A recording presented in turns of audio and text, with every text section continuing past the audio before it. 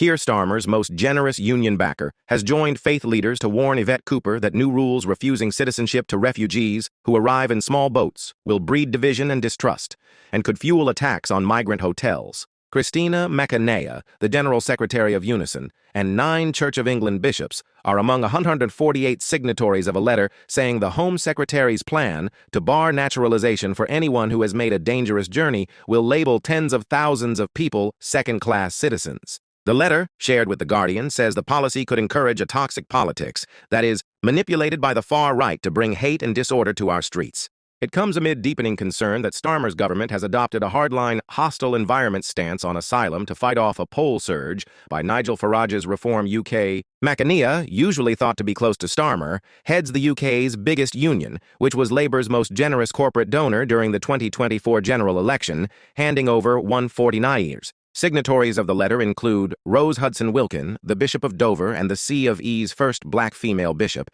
and 8 Lord bishops, including those from Southwark, Manchester, Gloucester, and Leicester. It follows a growing backlash against a change of guidance last Monday that in effect blocked thousands of refugees from applying for citizenship if they have arrived in the UK by small boats or hidden in vehicles. Home Office staff assessing people who have applied for naturalization have been given instructions saying applicants who made a dangerous journey will normally be refused citizenship. The letter asks Cooper to urgently reconsider the decision to effectively ban tens of thousands of refugees from ever becoming British citizens. It says it was only last August that violent mobs sought to burn refugees alive in a hotel.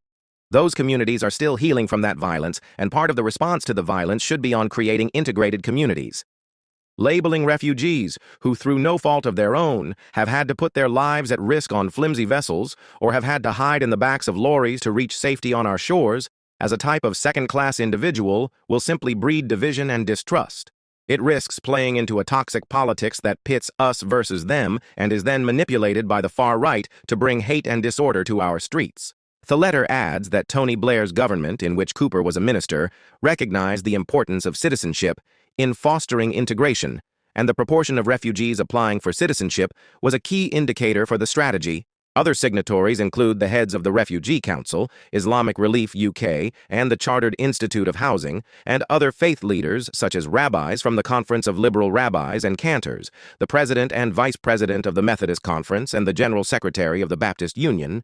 The letter adds, when refugees become citizens, they feel a greater sense of belonging as full members of their communities with a stable future for themselves, their children, and generations to come. An update to the Home Office's guidance for caseworkers states that anyone applying for British citizenship from last Monday who arrived in the UK illegally will normally be refused, regardless of the time that has passed since the illegal entry took place. The Refugee Council said it could bar 71,000 people who had successfully applied for asylum from claiming UK citizenship. Colin Yeo, a leading immigration barrister, said it was a breach of international law. On Wednesday, the former Home Secretary David Blunkett was granted a rare urgent question in the House of Lords on the topic.